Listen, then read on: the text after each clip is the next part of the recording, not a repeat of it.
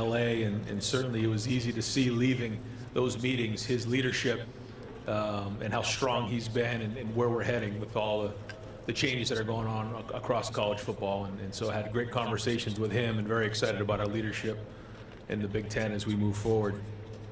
It's an exciting time right now to be at Ohio State, and as we've transitioned from Gene to Ross as our athletic director, it's it's been great to spend time with Ross, and certainly want to welcome him into the family again, and really know that he's got a great group behind him, and we're very, very excited that he's going to be our leader in the athletic department as we move forward in 36 sports and as we head into the fall. But it's been great spending time with him in this transition and as he takes over for Gene. But he's got great experience.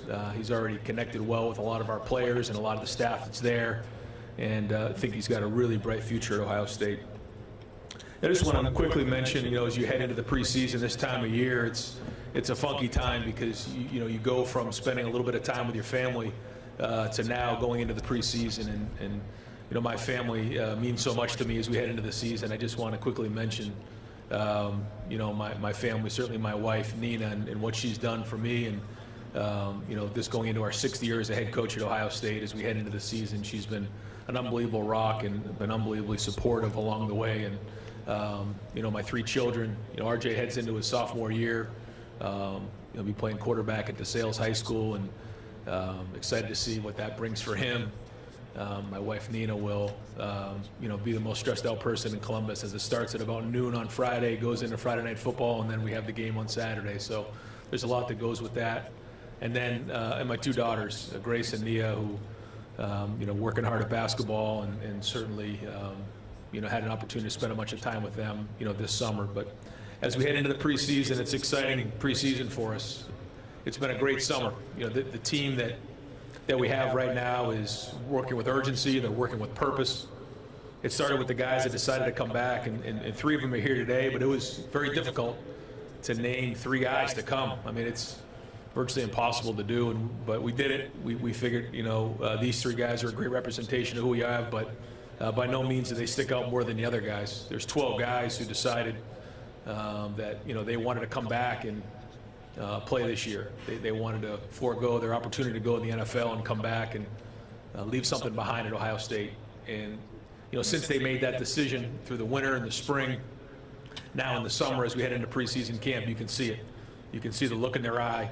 It's a special group, and then the pieces that we've added. We're very, very excited right now, and it's a fun group to be around every day. Coach Mick's been doing a great job, and some of the workouts we've had this summer. But now as we head into the preseason camp, it's going to be critically important to build a foundation. Every year, you rebuild the team. You don't just, jump back to where you were the year previous. And, we're going to work really hard to have a physical preseason camp and build that foundation, as that's going to be what's going to be the difference in the end. So Denzel Burke is one of the first guys that are here. Denzel has already had a tremendous career at Ohio State and made that decision like one of the other guys to come back and play his senior year. Denzel has already played a high level of football, but he's going to be one of the best corners in America. He's shown great leadership. He's made great strides as a player, but also just in his maturity. We're talking on the plane ride over here about how you approach preseason camp a lot different now in his point of his career than you would as a freshman. And he's much more intentional with everything he does. And I think he has a chance to be the best corner in America next season.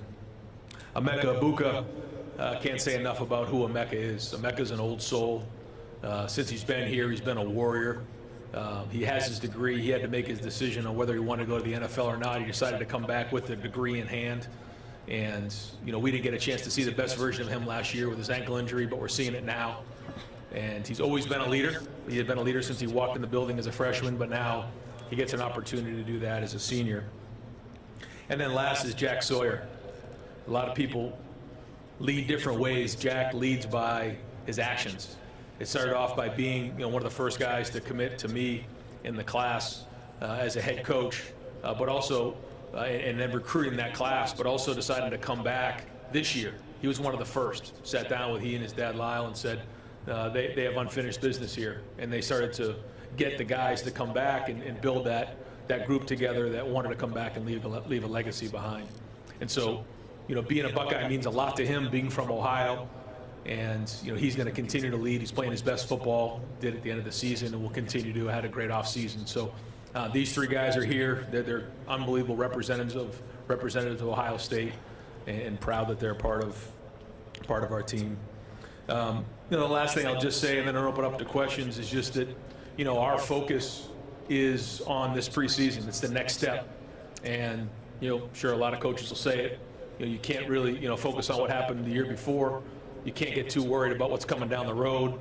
But we all know there's a lot of, noise and a lot of hype around this team. And what we can't do is, let those distractions, grab our focus from what we need to do day in and day out. We know it's going to be a long season, but we got to have a great preseason. We got to have a physical preseason. We got to lay that foundation for what's going to come as we head throughout the season. But we're very, very excited about our guys. We have great experience in that locker room and some great talent. But it's going to take more than talent. It's going to take all the no talent issues to get to where we want to be and reach our goals. So I appreciate everybody, and we'll open it up to questions. On your left, Coach. Dave Biddle, 24/7 Sports. Hi, Ryan. Over Hey, here. Dave. I want to ask you about your offensive line entering camp. How do you feel about your O-line overall entering camp? And then, in addition to that, who do you expect will be your right guard, or who are the guys competing there at right guard? Yeah, as you know, the O-line has been the area that we've been really, locked in on. I think that, coming out of the summer, their bodies look different. I think, you'll see them next week. We have some of those open camps, our days of camp. They look good. Mick's done a great job with them. They've had a good summer, but we know how important that is. I mean, this team is going to go as the offensive line goes. This team is going to go as the defensive line goes. And so we know that how important the offensive line is going to be. So I think that some guys have really stepped up. Josh Fryer, to me, has had an unbelievable summer. Donnie's been much a leader. But when it comes to that right guard position, I think, you're going to see, Carson Hinsman and Seth, they're both can swing between center and guard, but then Tegra Shabola is someone that has had another guy who stepped up and had a good summer, Luke Montgomery. We feel like we have some decent guys in there that can, fill that role, but we got to go put it on the field now and see how this training and everything that's happened this summer is going to translate to being on the field. On your right side, Coach. Hey Ryan, Dylan Davis, Delaware Gazette. I know you've talked about depth at receiver being a big part of what you need to accomplish in the preseason. I guess where do you feel you're at with that depth and behind Emeka, who's kind of starting to emerge in that 4 to 5 member group? Yeah, it's a great question. I feel like we have a good, we're kind of top heavy there, and then okay, where is 4, 5, 6, and 7? Brandon Ennis, you feel Brandon Ennis when you're out there. So this is going to be a great opportunity for him to do that. Jaden Ballard is another guy who's been in the program a while. We need him to step up and make an impact. He is a down-the-field threat with great speed. And again, this is somebody that's been in our program now. And I think that's another part of this team that we have is, 2, 3, 4. These guys have been in the program for a while now. So there's been a lot of built-up, springs and summers and practices and development along the way. And so we need JB to step up, and he's been charged with that challenge along the way. Bryson Rogers is another guy that gives us some playmaking ability in the slot. He's gotten bigger, he's gotten stronger. He needs to continue to play that way because he has the ability to run routes and get open against anybody in the country, in my opinion. Kojo Antwi is somebody that has to step up as well. And then we have some other young guys in there that have an opportunity to do that. So, that 4, 5, 6, and 7 is going to be critical in solidifying the wide receiver depth. But that's going to have to happen this preseason.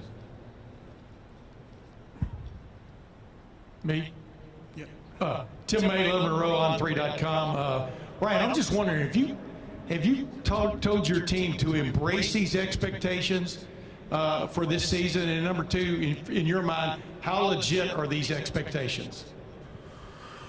Well, I think anytime you're at Ohio State, we know you're going to have expectations, but there's always going to be chatter. There's always going to be noise, and it's our job to block all those things out and just focus on what really matters. And I think, especially this time of year, the easiest thing to do is focus on the goals, focus on the end of the season. But that's really is a waste of time if we don't build the foundation right now. Now, our guys, they know what the expectation is. You've heard some of them say, what their goals are. We're not going to shy away from that. We want to win the rivalry game, be right in this this stadium right here, win this Big Ten championship, win a national championship. We know that. But at the same time, like, that can't be our focus, because that's a distraction from where we are right now. And so where this season goes and what this team looks like is going to look a lot different than it did last year. And this is a new journey. We've got to rebuild that to get to where we need to be. And that started last winter. But the next step is now in preseason. And so, we know what the expectation is. Every time, I've gone into a season at Ohio State. I guess this is going to be my 8th season now. 6 as the head coach. You expect to win every game. That's just what it is. And if you don't think that's the case, try losing a game at Ohio State. I mean, you're expected to win them all. So that's not new. We embrace it in recruiting, and we want to make sure that those type of people are in our program.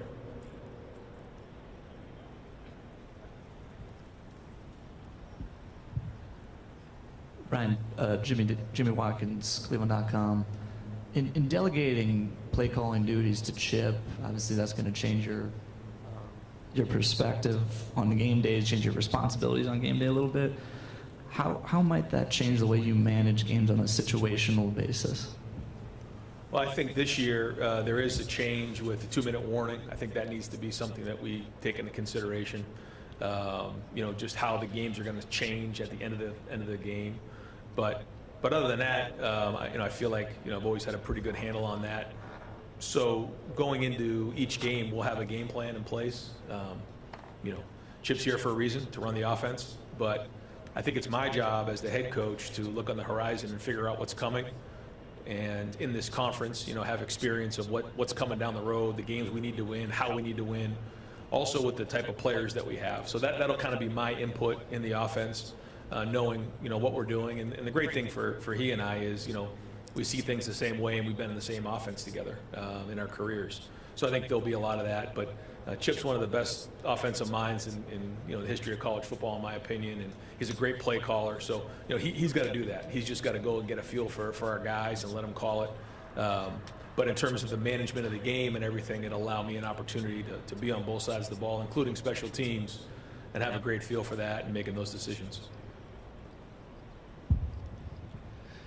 Hey, Coach. Mike Regalado, Bruin Report Online. Sticking with Chip, last few years I've been able to see his innovation and his creativity with players.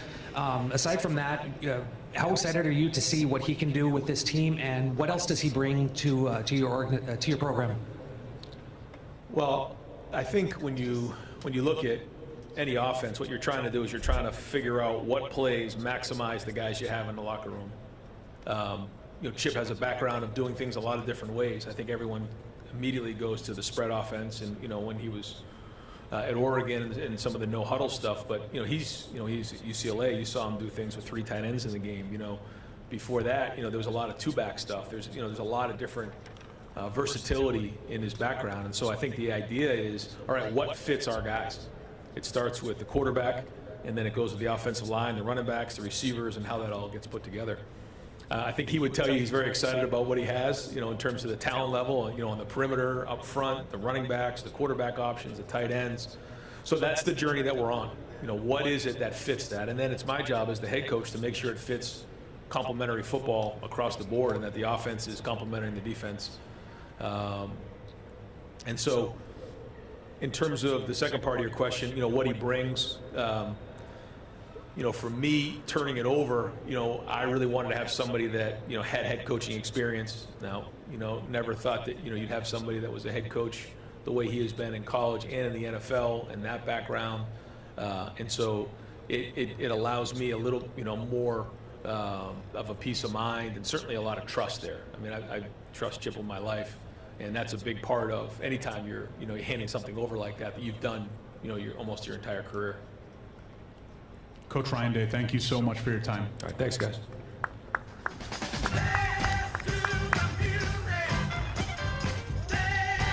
All right, this concludes the opening media session with our coaches. Podium sessions on the south end of the field. On the opposite side here, for coaches and student athletes, will begin at 1:15 p.m.